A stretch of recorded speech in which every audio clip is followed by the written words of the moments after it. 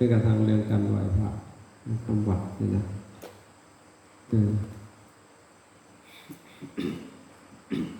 มันมีประโยชน์มากมายเขาเคยตั้งคำถามบอกทำวัดเพื่ออะไรไหว้พระเพื่อจะทำวัดเพื่ออะไรมันจะเกิดประโยชน์อย่างจริงๆการ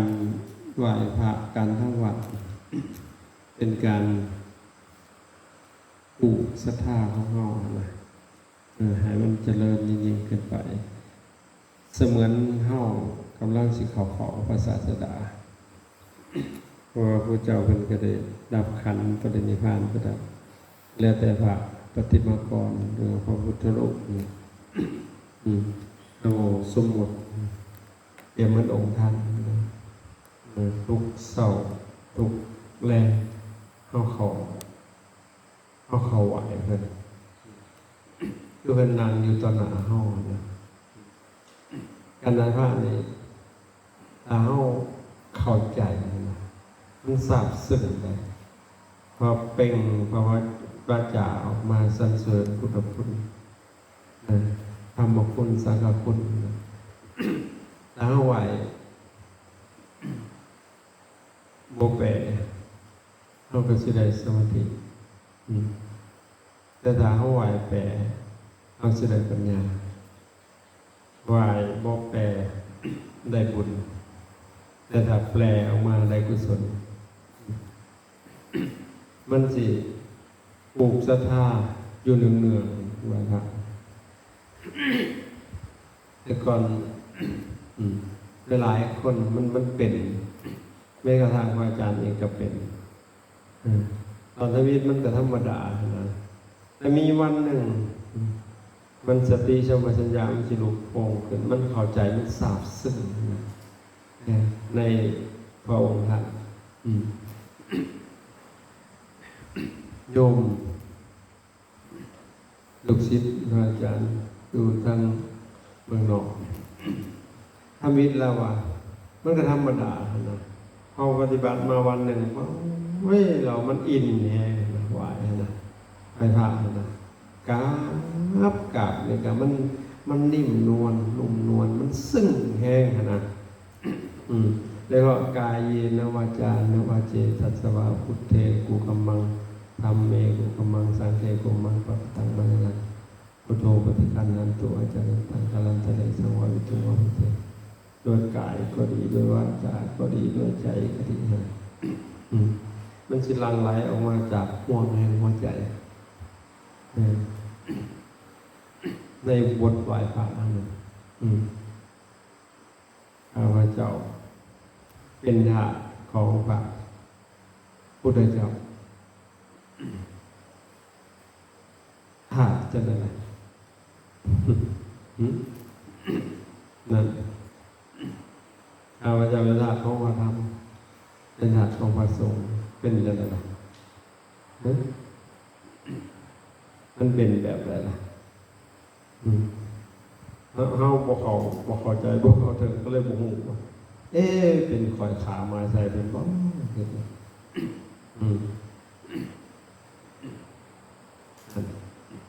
ถ้าเข้าถึงพระธรรมก็เป็นหนึ่งเดียวกันเสมอเหมือนพระพุทธเจ้าพระธรรมพระสงฆ์ถ้าเข้าถึงพุทธะนะพุทธะก็อย่างเราผู้รู้ผู้ตื่นผู้เบิกบานตื่นจากนั้นโม่ยังเราตื่นจากความลับไหลความหลงโดยอำนาจของอวิชชาที่หุ่นห่อผู้รู้ผู้ตื่นผู้เบิกบานและจิตเป็นมันสะอาดมันบ่มีมลทินมันพองใสนะถ้าเข้าถึงน่าก็เป็นธาตุพระธรรมะคืออย่างไรก็คือสิ่งอันเรียกว่าธรรมะธรรมดาคือสิ่ง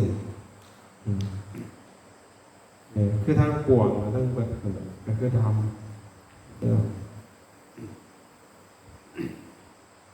ธรรมะคือธรรมศาสตร์ธรรมะคือธรรมธาตุธรรมะคือความจริงธรรมะคือหน้าที่ธรรมะคือจริงทั้งปวงเนี่ยเข้าถึงให้มันเข้าถึงมันจะเป็นหนึ่งเดียวกันข้าพเจ้าเป็นธาตุลงมาทำเป็นธาตุของพระสงฆ์มันสิสาบซึ่งแม้แต่กาดหวายลงก็ได้โดยเฉพาะพุทธคุณเนาะ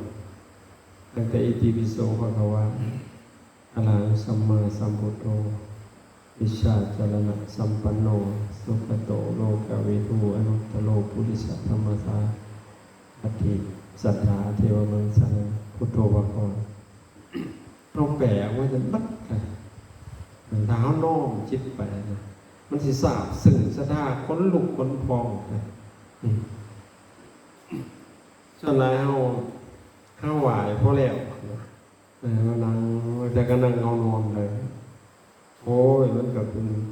มันบ่เป็นบุญนะจิตนั่นถ้าจะว่ามันบ่แซ่บซื่นเบิกบานแล้วมันสิเป็นน้อมนึกได้จังได๋ล่ะกินมันนอนโหถ้าตื่นขึ้นมามันจึงได้สำลัก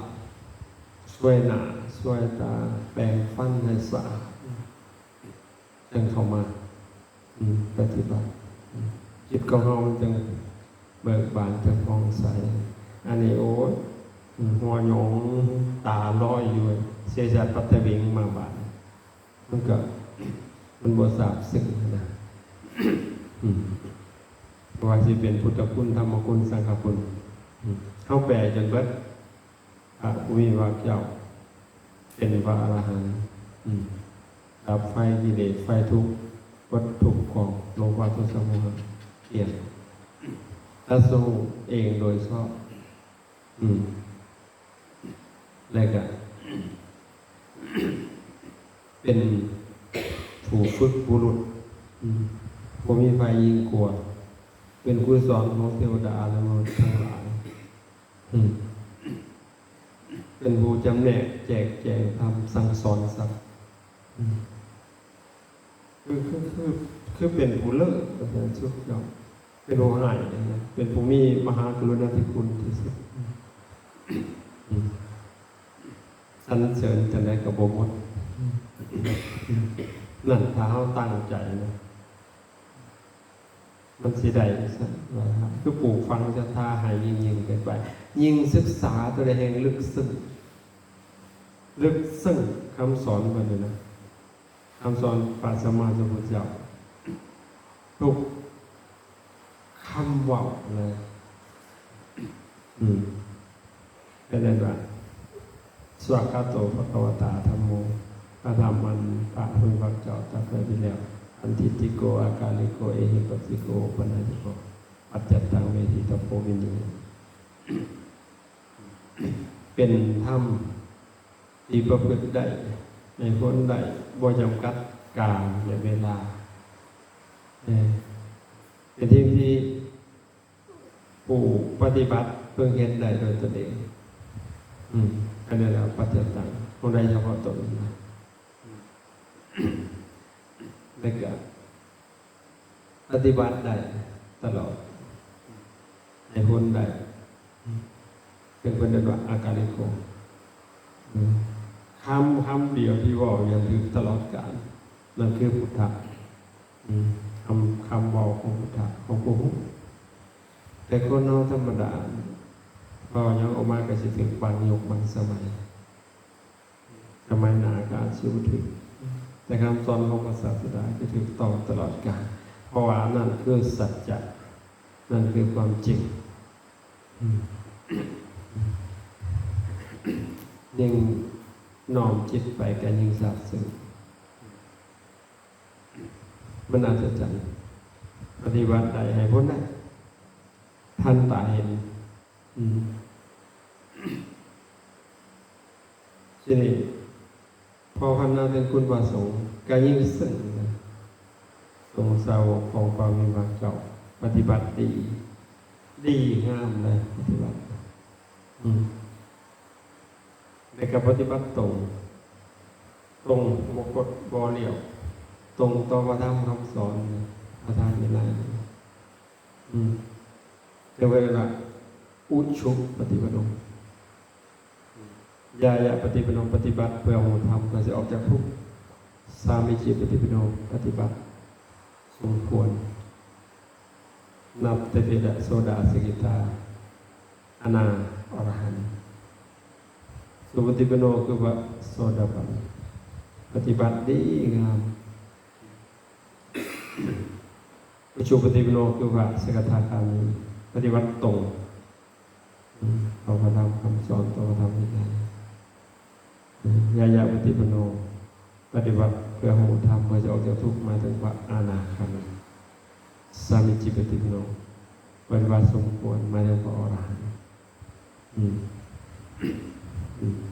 ถ้าเฮาน้อมนึกไปนะเพื่อจิตศรัทธามันยิ่งเพิ่มศรัทธาขึ้นคนลุกคนพองทราบซึ้งเวลากราบคือกันบางทีเฮากราบกับขี้ร้ายขี้ละพระกันนะกราบบ่ครบองค์เป็นจักรพรรดินะองค์ห้าคืออย่างฝ่ามือเฮานี่จะสอบเป็นแตะพื้นสองฝ่ามือแตะพื้นสองเท้าแตะพื้นหน้าผากแตะพื้นนั่นแหละเป็นจักรพรรดิเฮาแหกกระจับแจ๊กโอ้ยจะกี่ฝ่าไปใส่กราบมันคือเฮาเคารพได้ไหมกราบนี่แป๊บโอ้ยบอกเขาหลบเด้ออันนั้นนะเอาสอนเอาแล้วฝึกเอาหานะสมัยอาจารย์ใหม่ๆบ่มีผู้สอนก็มีผู้สอนแต่อยู่อุ้ย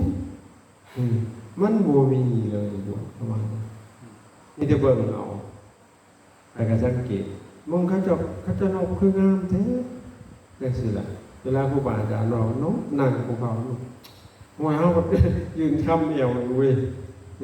แล้วเขาจะกราบว้ายคืองามแต่บัดมันเท่าแข้งกระเดยอยู่บัดหลังเขาจงคนขี้เงินกระเดิบอยู่เอาแล้วบัดกุ้มบากับงามบัดนี่เขาต้องเจอกับขี้ละ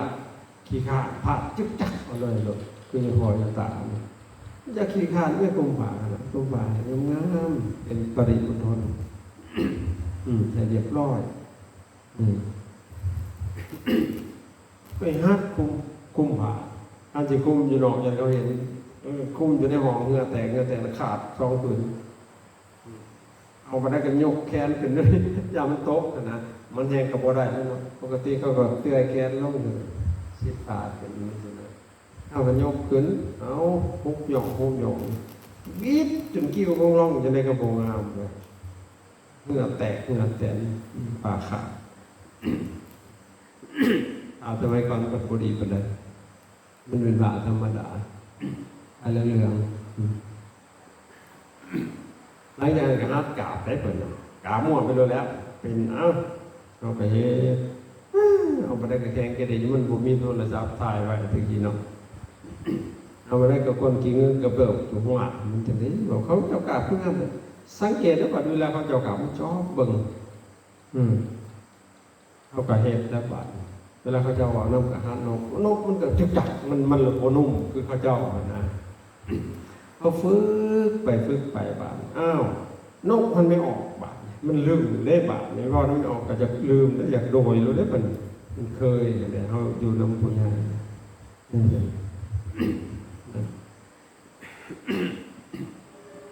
เดี๋ยวให้ฝึกเอานี่แหละการไหว้พระนะถ้าเราตั้งจิตตั้งใจนะมันเป็นการปลูกฝังศรัทธาของเราอยู่ในเมืองทุกเมื่อเสียวันนะไหวมันต้องมีแหละคำสะดุดในหันนะสะดุดใจเขานะอ่านอย่าเห็ดขี่ข้านจับหนังสือขึ้นมาสั้นใช่นั่นนี่เลยอ่านทุกโตมันสิจำแม่นบางทีมันก็สิมีคำสิสะดุดอยู่ในหันสิเกิดคำถาม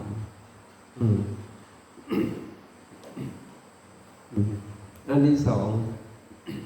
ไหว้พระเพื่อเป็นการบริหารสมอง อืมสมองของเราเนี่ยนะมันสิเพิ่มความจำให้การไหนพระพ่อหนังพ่อจิตนั่นเราเพ่งลงไปในบทประธรรมมันสิสามารถที่จะคิดเป็นอันเดียวเป็นอารมณ์อันเดียวก็ได้แล้วก็สิเกิดสติปัญญาในขณะนั้นเกิดสมาธิเกิดความสงบในขณะที่ปล่อยผ่านเป็นการบริหารสมองลองมันก็ได้เขาพิสูจน์มาแล้วผู้หนึ่งร้องเพลงผู้หนึ่งสวดมนต์ผู้หนึ่งด่าเอาเสื้อหน้ามีสีต่างกันเลยเห็นหรอผู้ที่สวดมนต์นี่มันสีน้ำตัวนั้นสีดีกว่าหมู่นั่นแหละเพราะจิตมันเป็นกุศลเป็นการบริหารสมองคนนั้นเกิดให้จิตของเราสงบดิ่งลงหอดเปลี่ยนหอดสมาธิแล้วก็ให้เกิดสติปัญญาและเป็นหนทางให้การหลุดพ้นเลยนะในวิมุตติสุขด้วยการได้ผ่านในวิมุตติสุข5 ประการซึ่งมีปรากฏอยู่ในพระไตรปิฎกคุตกานิกายขนาดที่1พระไตรปิฎกเล่มที่2ข้อที่6หน้าที่23วิมุตติ5 ประการคือหลุดพ้นในขณะที่สวดถ้ามิตรฟังเนี่ยสามารถให้บรรลุธรรมได้แต่ทุกวันนี้ก็สิบรรลุอยู่บรรลุเป็นลำดับขันธ์นะยังบ่ได้ก็สิบรรลุคุณงามความดีถ้าเฮาฟังดีๆได้ก็ได้สุสังละพะเตปัญญาฟังให้ดีมันสิเกิดปัญญาตั้งใจฟังจดจ่อนะ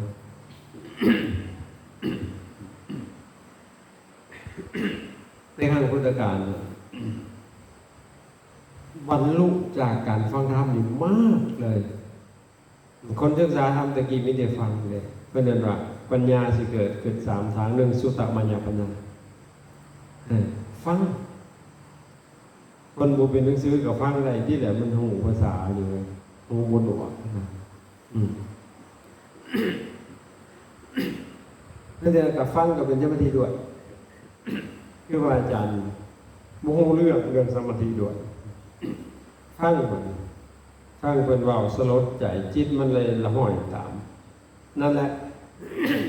มันเป็นสมาธิเพราะว่าคำว่าสมาธิคือจิตตั้งมั่นในอารมณ์อันเดียวเพราะว่าสมาธิคือจิตตั้งมั่นในอารมณ์นั้นนั่นแหละคืออารมณ์อันหนึ่งอันเดียวสมาธิอยู่นะหูได้ยินเสียงเป็นสมาธิได้ดังได้กินลิ้นรสกายและสัมผัสใจหลับธรรมอารมณ์จิตแนบแน่นอยู่ในอารมณ์ตัวใดตัวหนึ่งสมาธิเนี่ยนะในเมื่อมันเป็นสมาธิเนาะมันก็ยังลงไปสู่ฌานสู่ญาณทัศนะนั่นมันก็สู้เห็นทุกสิ่งอย่างยะถาภูตะญาณทัศนะยะถาตามภูตะเป็นทัศนะเห็นตามที่มันเป็นจริงก็ไปสู่ความรู้คนใดอย่างเช่นพระหิยะฟังเทศน์พระพุทธเจ้าป้าเบื่อด้วยสัพฟังแค่ประโยคเดียวบรรลุเลยแดนมาเตธาเพื่อผมปลาวิเปื่อยมากก็ลงไปซ้ำเผามันแตกอยู่กลางทะเลน้ำสัตว์เขาฝันมันอยู่สารหามันอยู่สารเหยาปลาวิเปื่อยคนทั้งหลายไปไหว้แต่ไปเห็นอันเปิดผู้ปลาวิเปื่อยโว้พออรหันต์เกิดศรัทธาและบาดง่วงกูนี่ให้อรหันต์เราขนาดกูต้องง่วงดอกเสือนี่เนาะไปกินฟรีลงเลยบาดอรหันต์ปลาวิเปื่อยปลาลัดขีดเปิ่นได้ยินเสียงแววมาจากอากาศโอ้ยอรหันต์ยังจีปลาวิเปื่อยมาเสด็จโอ้ยอรหันต์ตาสมมาสมุทรเจ้าอยู่ว่าเซตวันแรงเลยว่ามันวิ่งมาราธอนเลยว่ากันว่า16โยน16ลักแล้วแล่นเลยจังกันไปวิ่งหนักมาราธอนยันได้อันดับ1เนาะไปฮอดว่าเชตวันพระพุทธเจ้าออกบิณฑบาตนำเลย นำไปพบอยู่หนทางนี่แหละคือซีเมนต์พระพุทธเจ้ากราบลงเลย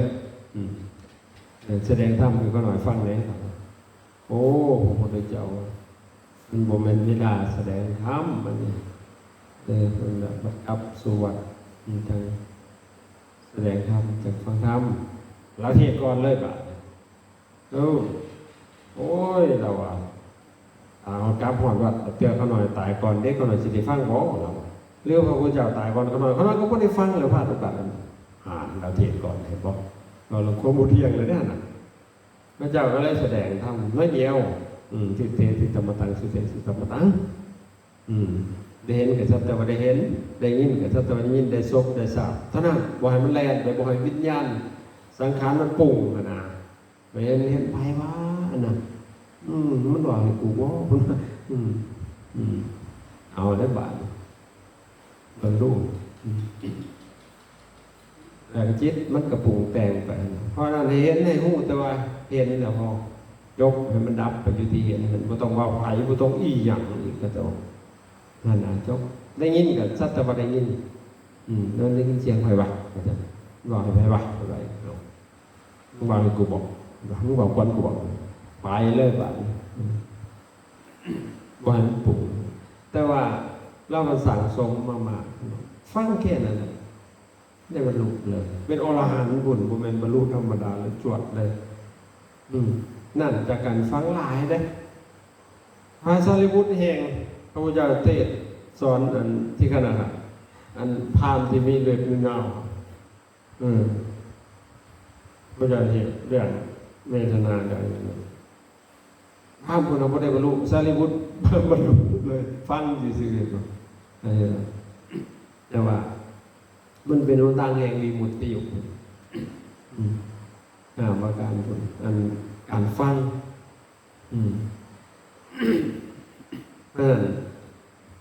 ตั้งใจฟังแล้วมันบ่จือเท่าหนาฟังจือเลยก็ยังบ่ทันเข้าใจเท่าหนาเข้าใจ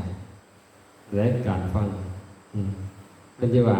ฟังหูสัจจันจันนั้นได้เฮียนทำมาหลายได้สดับมาฟังใส่ใจอยู่เรื่องเดือดอย่าขี้ขาดอย่าขี้เกียจนี่เป็นทางแห่งการรุดพ้นประการหนึ่งคือการฟังพระเจ้าแสดงธรรมอยู่ใต้ห้องใหม่กลางคืนแผ่นดินเขาบรรลุเก้นหลายตะทางพุทธการคือว่ายกเราเป็นภูมิบุญได้เกิดร่วมสมัยของพระพุทธเจ้าโดยเขาได้บุญหน่อยเกิดมาถ่ายพุทธตอนก่อนพุทธกาลและบุญหน่อยก็ยังดีกว่าพวกมีบุญอย่างหน่อยเขาก็ยังได้พบพ่อครูบาอาจารย์นะมันบุญได้เอเจตะตุลภาโลกัสสมิงตถาคตภเวทิเตการที่พวกเขาจะได้พบพุทธสาวกของพระศาสดาแสดงธรรมสื่อตรงต่อพระธรรมวินัยหาได้ยากถ้าหากว่ามีบุญยากนะส่วนร้ายกับมิตรภาพเวทแนวโมเมนต์ทางอะไรแบบอาสาแล้วแบบเหตุหอกองอะไรเหตุหอระฆังอะไร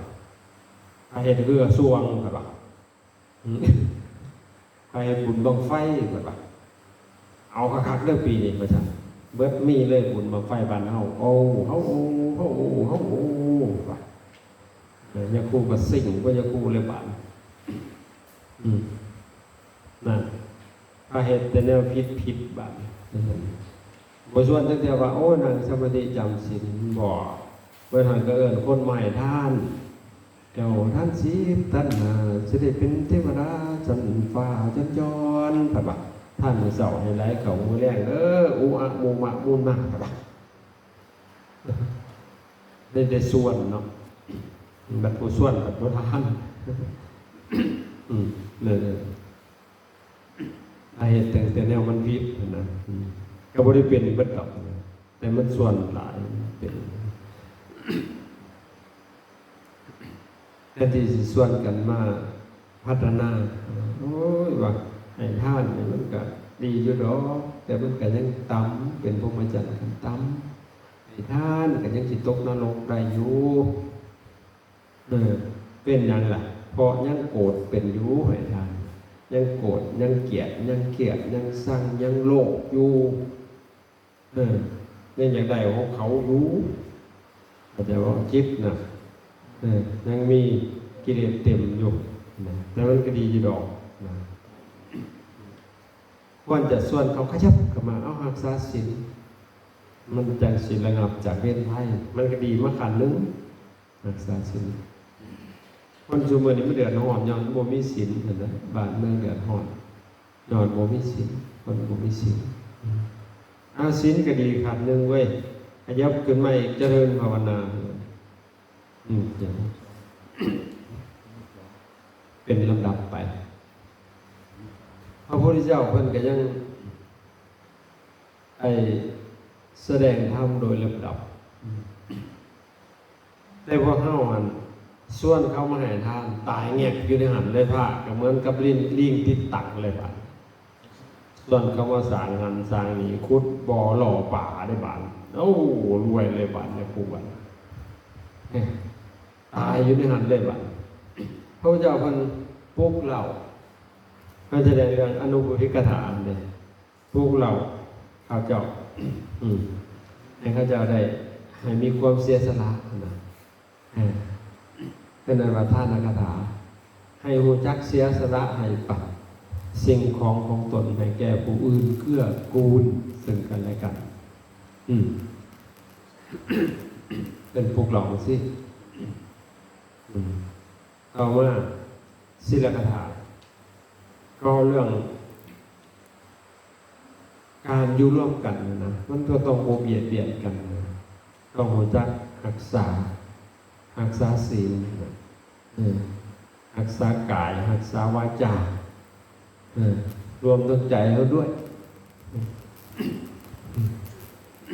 ดังจากนั้นสักคาถาเป็นกับก็เรื่องอานิสงส์หรือคุณประโยชน์จากการกระทำ2อย่างบนต้นอย่างเห็นคนไหนท่านมันกับโบเกอร์เอินไปในชุมชนทั้งปวงคนรักษาศีลกระเซ็นกันทั้งจากแต่กายทำลายขันเข้ากับไปเสวยผลอยู่เทวโลกแม้กระทั่งอยู่ในโลกมนุษย์นี่เป็นกระเปรียบให้เห็นได้เห็นพวกเศรษฐีกระดูกพี่ทั้งหลายก็เหมือนเทวดาเขาแต่งโตเขามีเลยแต่คนจนเขาก็เหมือนยาจกแบบหัวหยองอยู่แล้วมันถูกเลยหอมหยองเนี่ยพอยังพอจักกันไงปันมันนะดังนั้นเป็นว่าเราผลคนทำบุญไปเพื่อนอยู่ในสวรรค์พวกกยานติดตายอยู่หันบาทพระพุทธเจ้าชี้โทษสวรรค์เลยบาทสวรรค์มันก็ยังบริเทียงเลยมันยังสิเบิดบุญยุเบิดบุญแล้วก็เล่งเกงกลางลงมาเกิดมนุษย์หอดนรกเลยเห็นหรอมันชี้โทษสวรรค์เลย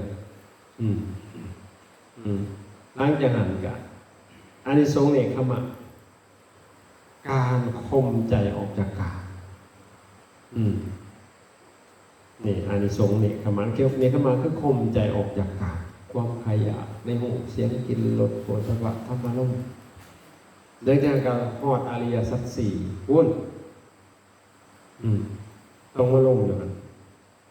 ทางเบิดทางม้วนคืออย่างให้เราได้เห็นความจริงเห็นอริยสัจสี่เห็นความทุกข์เห็นในเกิดทุกข์ความดับทุกข์แล้ววันทางออกจากทุกข์ก็เลยว่าทุกข์สมุทัยนิโรธมากเห็นไหมแต่ว่าเฮาโมสี่เป็นคนปุ่นหรือเปล่าสี่มหแต่ท่านนี่แล้วแนวมันสิได้จะนอนกับเอาคาถาหัวใจสิทธิให้เอาบ่ไม่ออกครับคาถารวยเอาขน้อยว่ากระซาเด้อเขียนในนี้ขนาดก็เจอเขียนให้กับไปบูชาดูยิงบูชาไม่ได้ทุกข์จนตายเราคงเอาให้ก็ไม่ได้แปะเลยแทนที่ว่าโอ้ต้องโง่เด้ออุมากาสาอุทธานะสัมปทาถึงพร้อมดูความขยันอาราคาสัมปทาถึงพร้อมโดยการเก็บรักษากาลยานมิตรตาคบมิตรที่ดีสะสมะสิวิตา อย่าใส่เกินความจำเป็นอยู่แบบพอเพียงเราเลยใส่เกินความจำเป็นก็ทุกข์เลยนั่นเลยท่าน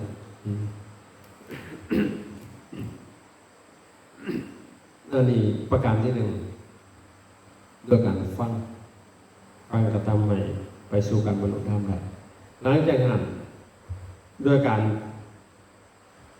แสดงธรรมนี่เกิดสติปัญญาให้กันนะในขณะที่เมื่อก่อนพระอาจารย์บริเฮียนนั้นบวชเข้ามาได้3 เดือนกรรมมาคือธรรมะเทศรวมกับมหาเขามูเขาประโยค8 ประโยค 7เจ้าของปัดบ่มีจักประโยคบาดนักธรรมตีกับประโยคแล้วมันเอาว่าในเซนมาบอกบาดเป็นอย่างไรมันเกิดจากการเจริญสมาธิภาวนาเห็นมันหมดซื่อๆก็ได้เห็นได้เดี๋ยวบ่อยากได้เห็นนางอยู่เห็นหมดคาบกระดูกไปมันก็ดึงยกยันโอ้ว่าเพิ่งเติบแล้วนี่จันเอาที่ไปจากซ่อมหาหมู่มาคนซอยโอ้ดึงลูกหูผลลาลงมีกลุ่มหนึ่งมาลักดักข้างอีกบ้านเอ้าคือโจรคือกันตัวกลุ่มนี้ก็ได้ตีกันนะปลายกองโอ้ยเนาะพระพุทธเจ้าว่าเยเตสตาตินะปัคขาเยเตสตาภูตัปปะขาปุรจมิงชียันติชายันติชัดทั้งหลายปีเกิดอยู่ในทีมืดสกปรกอยากเกี่ยวมูลฝอยอุจจาระมูดพูดสันละนั่นก็ล้วนแล้วแต่เป็นคนโง่คนพานสันดานหยาบบ่เชื่อซ้ำว่าบุญคุณพ่อแม่มีบ่เชื่อซ้ำว่าศาสนามีศาสก่อนมีเขาจึงปล่อยมังหยาบต่างกันอยู่ทำบาปกรรมอันละโมกวัดไปตกนรกพ้นจากนรกก็มาเกิดเป็นเปรตสัตว์เดรัจฉานเกิดเป็นสัตว์เดรัจฉานกับหูเนื้อหูไตวนไปอีกเห็นอยู่ว่าโอ้ยการเกิดเป็นมนุษย์นี่มันยากเปรียบเหมือนบุรุษผู้หนึ่งโยนบ่วงลงไปในมหาสมุทรสุดสาครบ่วงก็ได้หน่อยในสมุทรสาครน่ะก็มีเต่าตาบอดตัวนึงเป็นอุปมา100 ปีโผล่หัวขึ้นมาตัวนึงอันบ่วงกับพอดเตลมหัวเต่าเด็กสู้ทั้งหลายพวกเจ้าว่าอันเต่าตาบอดตัวนั้นสิสอดหัวเขาบ่วงนั้นได้อยู่บ่100 ปีจังขึ้นมาตัวนึงลมมาทางเหนือบวงไปทางใต้ลมมาทางใต้บวงไปทางเหนือลมมาทางตะวันตกบวงไปทางตะวันออกว้ายเป็นไปบ่ได้ยังครูเพิ่นว่าเป็นไปบ่ได้พระพุทธเจ้าค่ะเดี๋ยวมันสิไปสอดก็เลยบวงกันน้อยๆมันหลายโตขยะขึ้นมาก็สิถึงอยู่มันหากสิมีเรือมันฝุกพระพุทธเจ้าว่ายังไงก็คนโง่คนพลาดทั้งหลายตายไปแล้วไปตกนรกสิได้มาเกิดเป็นมนุษย์เป็นว่าเป็นอย่างพาเอาเลยตกนรกหลายแต่จะได้ผู้ข้าเจ้ามีญาณมีฤทธิ์มีเดชโอ้ข้าเจ้าตกนรกหลายว่านรกของพระอันตรายที่สุดนะนรกหลุมพิเศษหลุมบรรทัดก็ได้ยินบอกบรรทัดก็ได้เคยเรียนใหม่นะเขาเสียมันย่อมขี้ฐานไฟนะดึงเก่งๆเลยปั๊บให้มันซื่อเลยหลังจากนั้นก็จะใช้ควนถากไม่ให้มันซื่อถากง้อยคู่นี่ตกนรกมึงบวชมันจะได้มึงบวชซื่อตรงต่อพระธรรมนี้ถากระวังไว้นักบวชทั้งหลายต้องอาบัตซิกไปบริสำลายว่าสิขาดพวกคนปิ่งไปปิ่นมาอย่างนั้นอันตรายนะหนักกว่าเนาะแล้วก็เข้ามันบอกออกใจมันจิตนะมันยังแข็งกระดาษบ่มีหูความทำลูกศิษย์อาจารย์เราเจริญภาวนามานี่พร้อมกันกับอีกเป็นหน่อยวันดีขึ้นดีเดี๋ยวมันจิตมันดิ่งเข้าไปสู้หอดอารมณ์ฌานนางบางลูกซื้อมันดูดเข้าไปเลยลงวุบเข้าไปหายวับเลยปุ๊บอยู่สิได้อยู่เนื้อพมมาโลก อันมันอยู่น้ำอากาศเอาว่ามันบ่มีตัวบ่มีตนแต่มันมีแต่หูนั่นเด้หูอยู่หูกับบ่มีหยังหาได้บ่นั่นแหละรูปังอนัตตาหูบ่แม่นตัวตนเรื่องในขันธ์สี่เวทนาสัญญาสังขารวิญญาณหูบ่รู้สึกเลยไล่ออกว่าเบาธรรมิตเข้าไปสู่อากาสานัญจายตนะเอาว่าผมมีสี่สุดของอากาศมันเป็นอารมณ์ของสมาธิทิมหูเลยเห็นไหมหูประชามจริงเลยหลังจากดูดเป็นนรกมาตุ๊กจะพูดเลยตกนรกหลายอีเหลืองหุ่นอยู่อันไม่ออกกระตกหลายคือเม็ดข้าวสารนี่ซ่อนๆกันอยู่ดังคนกับทรมานเสียบอุ้ยเราอยากสัมปนาไปเห็นเจ้าของตกนรกแล้วอยู่หายออกมาที่นี่สักทีหลังจากมาดูดปุ๊บเข้าไปอีมูหน่อยเด็กโดยเป็นหน่อยเด็กเป็นเวนอันเป็ดทันนรกซกหมูมันไปมาพัดกูตัวนี้มันจะให้ตายมันมีแต่นอนจอกเลยมัดตายเป็นอะไรก่อนมันเป็นได้เลยอันสมาธินี่นอนมันอัศจรรย์ท่านผู้ใดเฮาผมก็เป็นทั้งว่าอัศจรรย์แต่ว่ายันว่าอัศจรรย์เลยมันเป็นได้วัดขอแต่มีสมาธินั่นแหละมันใหม่มันสิบอกในครูจนหยาบก็ได้ผู้ใดมาเพิ่นก็โหได้มันนี่มียาคูมา3 องค์เพิ่นมันก็โหติดกินมันบ่กินต่างหมู่ได้เพิ่นมาใหม่ๆแต่เขาอยู่น้ำกันโดนก็กินปกติแต่ก็โหอยู่ได้ว่ากินไผมันบ่แม่นแต่หูที่มันดังที่ผลเสริมใหม่ครับเฉพาะดังมันจังนอนจอมันเป็นอะไรเป็นมันเป็นนี่ละจะเริ่มสมาธินี่เป็นหลังจากพระเจ้าได้แบบดูวับไปอีกแม่ยังนี่เพิ่นว่าถามมันใจสวรรค์ไปเข้ามองพระอินทร์อยู่โอ้พระอินทร์นี่ลอยพระอินทร์เป็นว่านางเทพปาสอนเขาไปกราบเขาสิไปไหนเขาสิตายแล้วนี่เรียนกันดูแต่ในความรู้สึกมันบริวารเราคิดแต่มันก็ตอบไปนี่เองจ้ะเอาละบาทนี้ไปเลยบาทนี้แล้วทองเดียวอยู่ในภพหน่อยภพใหญ่ในภพกามภพภพอภพใน31ภพภูมิบ่มีสิ่งใดสิไปบ่ได้เลยบาทธรรมิตมันใหม่มันก็ม้วนอยู่ไปหันไปนี่เพียงแต่อยากคิดเป็นสิ่งใดก็ไปของมันนะมันบางทีบ่ได้คิดก็โดดวับไปบางทีคนสิตายนี่ก็อีกแล้วมาอีกแล้วมันเป็นนะครับจะบอกมีครั้งหนึ่งไปเฮือนคนตายคนไห้สนั่นอาบัดเมื่อยให้กายป้อนกันแล้วให้เจ้าไปสู่เทวดาความเป็นเทวดาโยสันฝ่าจนตอนไปสู่สวงสวรรค์ประตงมองหูหงหลานสักพักหนึ่งเรานั่งหลับเรานั่งจำทีมันเป็นยุ่งบินมากมันเป็นแสงแต่บินเป็นแสงมันตั้งหนาแตกจ้วดสว่างแล้วก็เป็นยุ่งบินไปจับหูไม่ใหญ่หูตายแล้วสลายเขาเป็นอันเดียวกันเลยเราไปเกิดเป็นยุ่งเลยไม่ใช่เนี่ยสักครั้งหนึ่งเกิดเรื่องแล้วไปหากวนหลานบาดเลยดีหน่อยมันเห็นยุ่งปั๊บเราสั่นอย่ายุ่งกินเลยสักครั้งหนึ่งมันเป็นแสงจ้วดไปตรงตัวหนาพระองค์เราเป็นพระตุสินบาดเอาละเห็นบอกมันเป็นไปได้แต่ว่าจากการเจริญสมาธิภาวนามันเป็นไปได้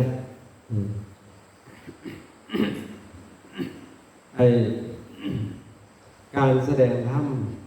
ขณะที่เขาเทศ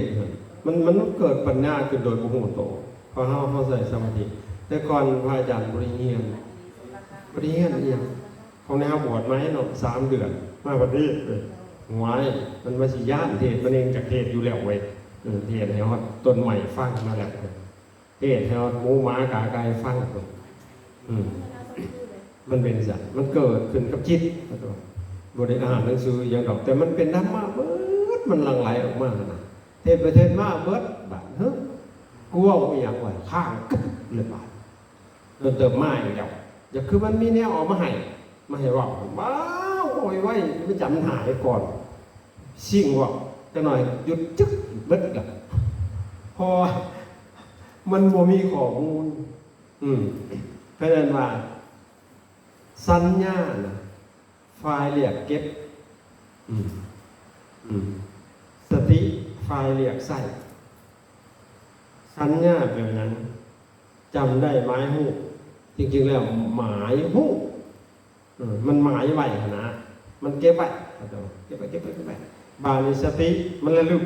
มันสิเรียกใส่มันสิเรียกได้เพราะมันบ่มีข้อมูลเนาะมันเบิดตึบมันโหลดเอานะข้อมูลเนาะมันใส่สมาธิโหลดเอาคือกันกับอินเทอร์เน็ตนี่มันลักษณะนี่แหละอันนี้เปรียบให้ฟังเข้าใจบ่บาลีระลึกจะได้มันก็บ่มีติมันบ่มีข้อมูลนะเพราะฉะนั้นว่าเฮาควรจะศึกษาหรือฟังมากๆมันสิมีข้อมูลเข้าใจบ่เฮาว่าเฮาบ่จำยาสิว่าสมองคนนี้จำดีกว่าคอมพิวเตอร์อีกสมองนี่นะจำแน่ๆในพวกท่านมาวัดไตรสิกขาจนตายพวกท่านบ่ลืมหรอกว่ามันอยู่ใส่ไตรสิกขานั่นแหละแต่เป็นอย่างแหละไฟเรียกไส้นี่นะมันบ่เป็นตะเลือกคือกันกับคนเฮาใส่คนขี้เมาไปเอาของมันสิได้สิบอกอันนี้คือกันจิตนี่มันคุ้นมั่วอยู่มันสิเห็นอย่างล่ะขอแต่ให้มีข้อมูลหลายๆเถอะที่เก็บไว้อย่างเช่นเฮาเก็บข้อมูลไว้เก็บเครื่องไว้ในสายวันดีคือดีเป็นคนมันบ่ไปใช้ดอกมันอยู่หั่นแล้วเข้าใจบ่โอ้นี่อันนี้ก็อยู่นี่อยู่นี่อันนี้คือกันจิตมันเศร้าหมองไปด้วยอำนาจของกิเลสตัณหามันมืดมันบ่เห็นเปรียบสิว่าน้ำขุ่นวันนี้คือเอาสารเอาตะก่อนเอาอันสารส่งไปแก่น้ำมันใสโอ้อันนี้กันเห็นสัดเจนเลยดีบุรีมันเห็นขามพอความสะอาดพุ่นมาหอดหันมันจืดเว้ยพระอาจารย์บ่เคยคิดไปเลยจืดแต่น้อยๆมันยังปลาเปื่อยอยู่เว้ยยังถือสอนน้ำปลาไม่ใช่ดูให้หน้าให้กกแง่ๆกกแง่ๆก็คือตั้งไปแหว่แท้มันตายได้สิได้หรอกมันไปจืดได้ไหนเอาครั้งมันสิจืดตั้งแต่พุ่นแล้วพอแม่นอนนำกันพุ่นแล้วมันสิขามไปพุ่นได้บัดมันปั่นเนาะพุ่นได้ขนาดมันละเอียดลงไปนะขนาดสติมันไฟเรียกใส่มันดึงข้อมูลมาถ้าเฮาบ่มีข้อมูลเนี่ยเราไปบ่ได้ไปต่อบ่ได้ถ้าเลยเฮาเอาบ่เป็นเฮาบ่ชื่อแต่เพิ่นขี้คร้านอ่านโลดกันหน่อยอ่านหลายๆบ่ไปใช้ดอกถ้าฝึกสมาธิมันสิดึงออกมาขนาดบางเทื่อบ่ได้เคยคิดเลยแบบมันคำสิเว้าตอนนั้นแต่มันออกมาได้จังได๋เอาเทศไปบริสุทธิ์บ่เจ็บบ่ปวดเลยตอนนี้อยู่น่ะเป็นชั่วโมง2ชั่วโมง3ชั่วโมงบ่เจ็บบ่ปวดนั่งขาเก่าแหละเพราะหยังมันบ่ได้อยู่ในหัวมันที่มันอยู่นี่สติสัพพนะสิเดนะนี่น่ะมันฟังโคขึ้นมา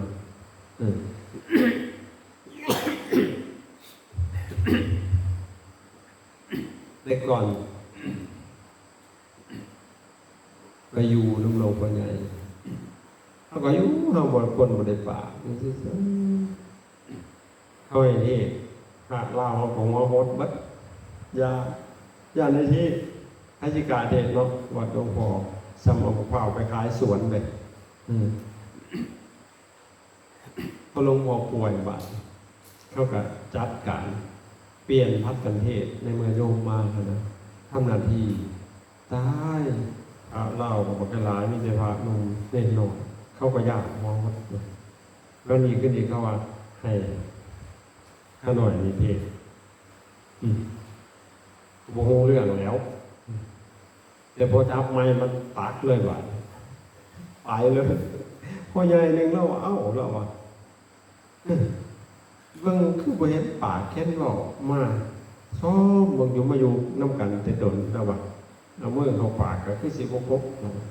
บัดจับไม่มันเป็นผีตัวใหม่เราว่าป่านก็แล้วกระจกปาไม่แต่กระจกบ่ว่าอย่างนี้นั่นแหละมันฟังพูขึ้นมาข้อมูลสติปัญญามันระดมกันเข้ามานั่นแหละในขณะนี้ที่ให้คนอื่นฟังก็สามารถรู้แจ้งได้โดยอำนาจของสติปัญญาโดยสมาธิต่อมาอีกบรรลุด้วยการ สาธยังมนต์สูตรมนต์นี่นะขนาดถ้าสูตรตัวมันสิค่อยแจ้งไปได้กันหน่อยอย่างเช่นธรรมโมกุโลกัปปัตนะตถาทาลิธาลีเป็นธรรมทรงไว้ซึ่งผู้ทรงธรรมจากการตกไปสู่โลกที่ชั่วหัวมันทรงจังไดวะคิดกันหักไหมเป็นธรรมทรงไว้ซึ่งผู้ทรงธรรมสมมติว่าพวกเราทรงกอกยาไว้บาดนั้นทำอิฐเฮาฮัดทรงกอกยาไหนเฮาบริสุทธิ์มันจะเกิดไหนมีสุขเฮาสูบจะเกิดแม่ป้อนจะบอกพวกหลากินคำว่าแสบสูบยาจะเป็กนอก็เป็นสอนจะบอกบ่เฮาก็ฮัดกินเองหรือส่งเองเลยส่งไปส่งมาติดยาได้บาดออกก็บ่ได้บวชมาก็ยังทิ่มบ่ได้ได้เดียวงัวหลวงแท้ออกได้กอกยาออกบ่ได้บาดมันส่งได้กอกยาส่งเพิ่นเลยได้บาดเพิ่นยังบ่ฮู้นั่นจนบ่ลืมสูบยากินเขาแล้วฮอกเทียนออกขอนออกรถแล้วบาดกอกยาส่งเพิ่นมันอยู่บ่ได้นั่นธรรมิตรเฮาฮัดส่งกอกยาเด้สูบธรรมิตรนะเว้ยพระอาจารย์นี่สูบธรรมิตรก็สิสูบกันเขาหยวกเฮ้ยมันบ่แม่นเลยบ่สูบยามันว่าอก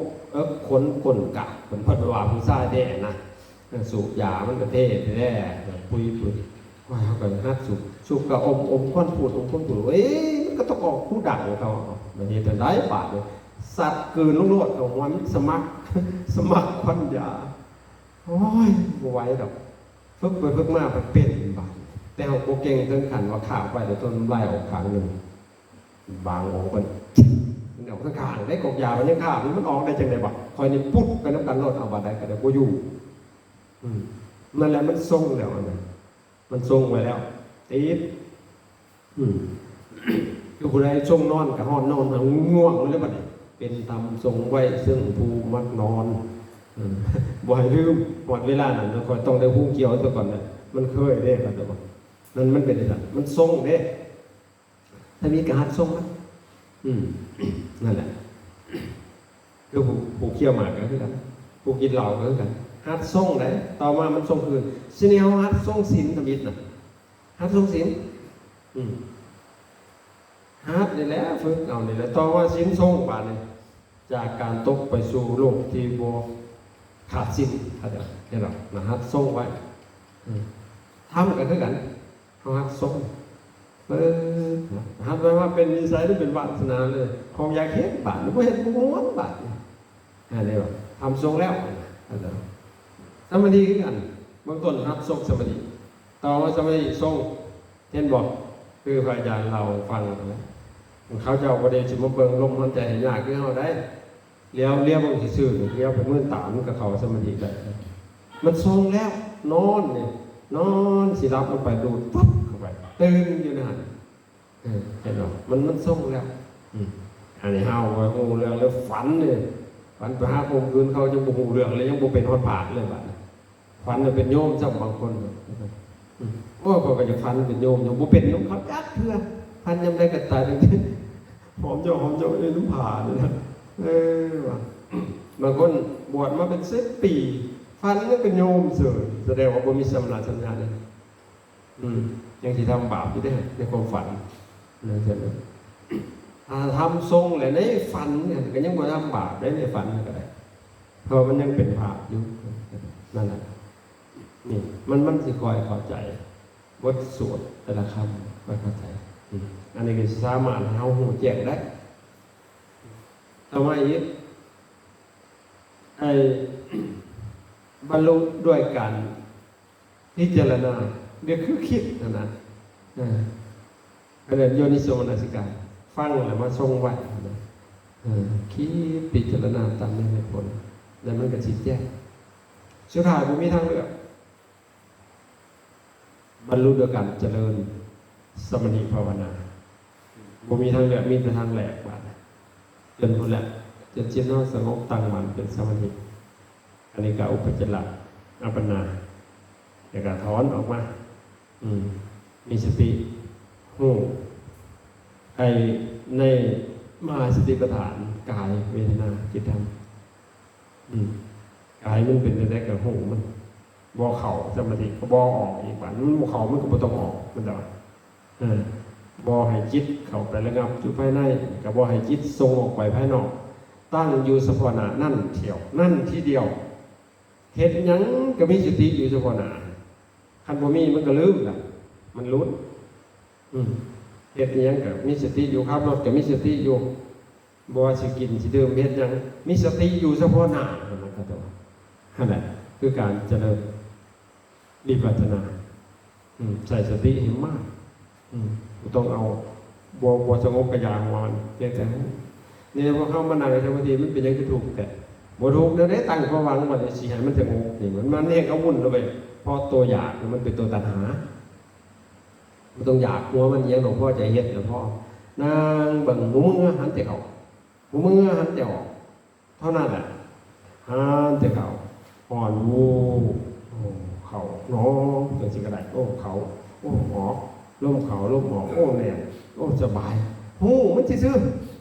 อันนี้แปลว่าเวลามันเขาสบายม่วนมันอิ่มมันอีกแล้วนะมันบ่เป็นหน้าที่เจ้าอันนั้นมันก็เป็นตัณหาอีกก็โดนภาวะตัณหาคุณมีคุณเป็นบ้านมันหันใจกระทบกระทั่งทุกข์มันอีกบาดเอาอีกแล้วมันก็เป็นวิภาวะตัณหาอีกกันมันสิสงบได้จังได๋เพราะฉะนั้นก็ยังก็ต้องซื่อซื่อนี่เป็นยังสั่งของมัน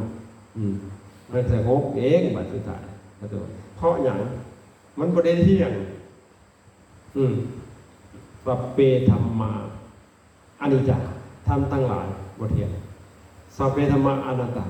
ธรรมทั้งหลายบ่แม่นตัวตนบรรดาบ่ได้ขนาดมันบ่เที่ยงดอกเกิดขึ้นก่อนเมื่อใดก็บ่อยู่ดอก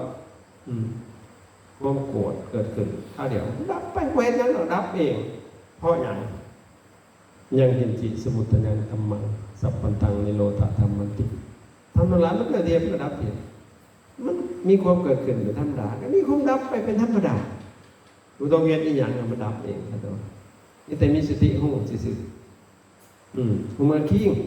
คือกายญาณุปัสสนามันติ่งมันเกิดมันไว้นั่นเอาไว้อีกเวทนานุปัสสนามันรู้สึกอะไรเจ็บปวดสุขทุกข์บ่สุขบ่ทุกข์หูมือซื่อๆแต่มันจะไปดีใจน้ำหัวมันหูมือซื่อๆมันเป็นเวทนาซื่อๆเวทนาบ่เที่ยงบ่เป็นตัวตนนั่นให้เห็นเป็นไตรลักษณ์แบบหลังจากจิตตานุปัสสนาหูมือใจมันเป็นอะไรคิดจะหลอกจะแหลกคิดหูมือซื่อๆธรรมานุปัสสนาธรรมารมณ์ที่มันเกิดขึ้นกับจิตมันเดี๋ยวมันก็จะขาดมันตัวมันเดี๋ยวกระจายดีมันจะมาจากขาดแต่นี้เป็นหน่อยเที่ยวมาด่ากูมือนึงก็เลยถือว่ามึงหิวกูไปก่อนเอาทีมึงหึงไปแล้วมันก็ช่วยอิเลสขึ้นหนางอมันจุจีหายขึ้นเราลืมมือไปแล้วบาดมันสั่งมันก็ไปโอ้ยมันบ่ทันมันไม่ใช่อันนี้คือตัวสุดท้ายบรรลุด้วยกันเจริญสมาธิภาวนาทีนี้อันที่สามเนาะไหว้พระเป็นการฝึกสมาธิหมู่เป็นสมาธิในขณะที่ไหว้พระนะ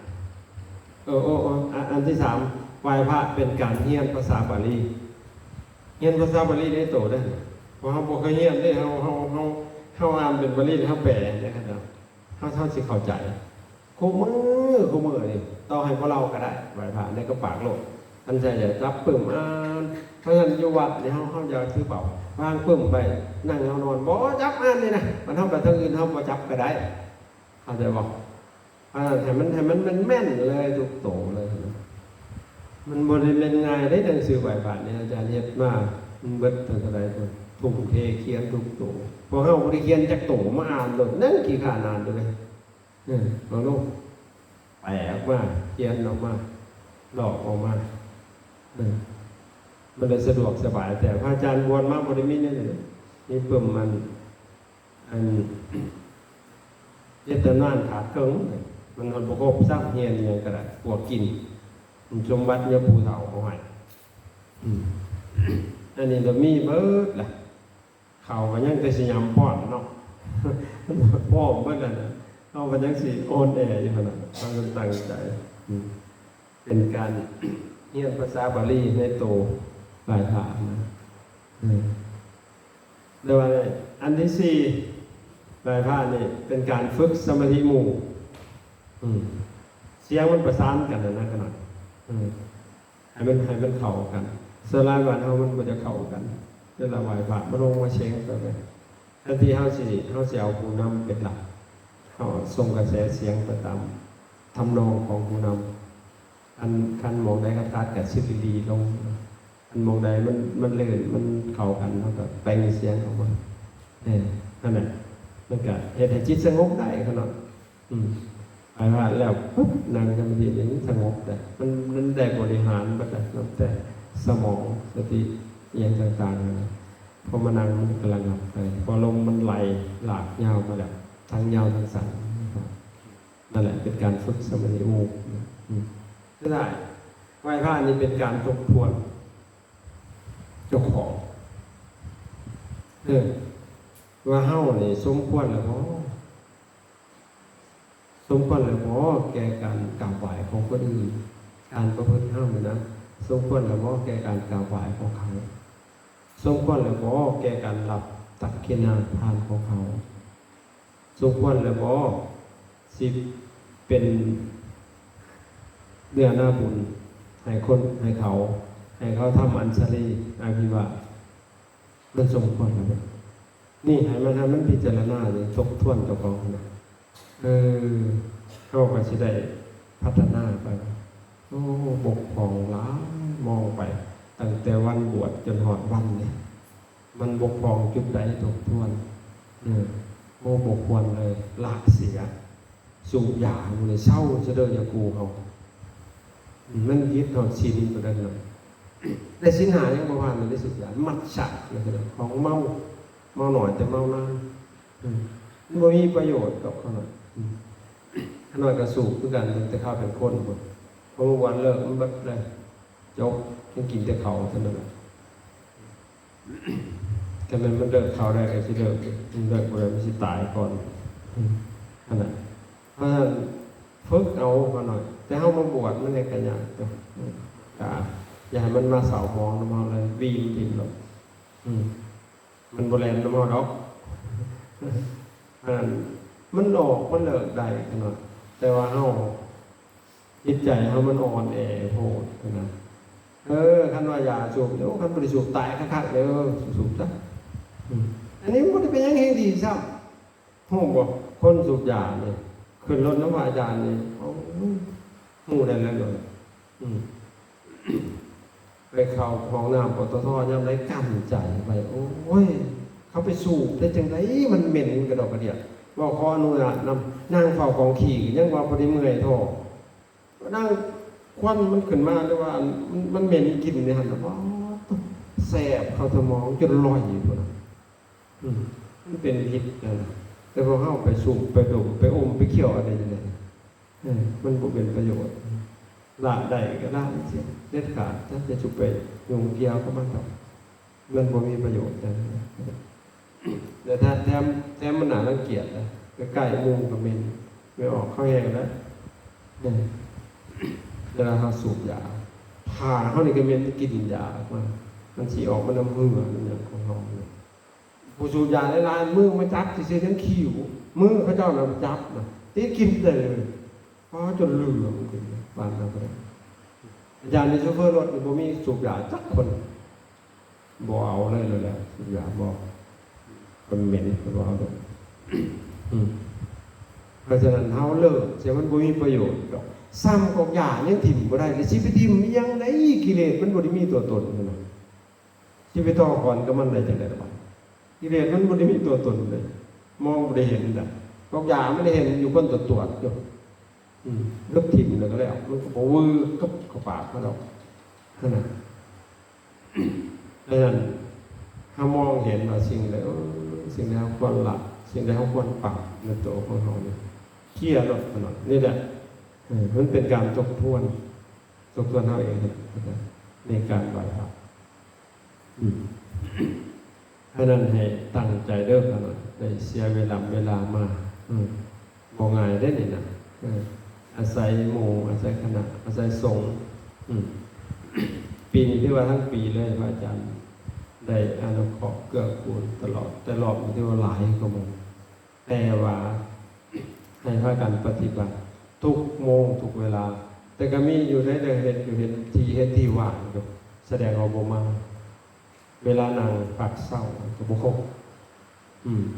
เพราะฉะนั้นผู้ใดรู้สึกว่าพอทันหมู่ก็ตื่นโตแบบนั้นเลยอย่าเอาเปรียบกันทำมานำกันมาอยู่นำกันนั่นสินะชั้นกับชั้นพร้อมกันหอดโมงหอดเวลาก็ได้ชั้นหอดโมงก็ต้องตื่นและตีละครั้งกูตีละครั้งเห็นตื่นก่อนเอาตัวนั่นน่ะเพิ่งเอาขนาดอย่าสูเห็นแก่รับแก่นอนอย่าเห็นแก่ปากแก่ท้องอย่าเห็นแต่ความขี้เกียจขี้ขับเพิ่งเอาก็ไปบิณฑบาตที่กันเลยอย่าไปชั้นยังมันนำทางเลยขนาดผ่านมาขน่อยเริ่มบอกซะเอาจกไข่ออกมากินยาให้สัตว์เต็มรถเลยมันโอ้ยมันบริงามแต่ดียาสุกินมันบ่ตายแล้วขน่อยต่อให้ก็ได้เพราะขน่อยพวกกินซิบมือขน่อยก็อยู่สบายเลยอันนี้เขาได้ชั้นอยู่ปกติมันบ่ตายแล้วอดเอาเขามาฝึกตนขน่อยมันมากินแซวนอนหลับมาฝึกตนคัดเก่าขนาดมันหิวกะอดเอามันบ่ตายดอกบริกินพระพุทธเจ้า49 มื้อมันเฮาซ้ำนี้ไปตายมากินมันบัดหลายเหล่าแล้วเขาอยู่ในท้องนี่นะอย่างมันไว้ผู้ใดพุ่งเกี่ยวให้กับอย่างมันหลายอันนั้นอดเอาเวลาไปบิณฑบาตยาเด้อขนาดยายึกยักเด้อบ่เฮ็ดนั่นน่ะอยู่ในระเบียบตื่นนอนคือกันถ้าผู้ใดตื่นยากก็บอกหมู่เอาปลุกเขาหน่อยเด้อเขาหน่อยบอกเราบอกไว้แล้วนะอย่าให้หมู่ได้ถ่าคันเฮาบ่เฮ็ดนำหมู่เฮาก็ปกครองแล้วในขอวัดกลายเป็นวัดตะเพศแล้ว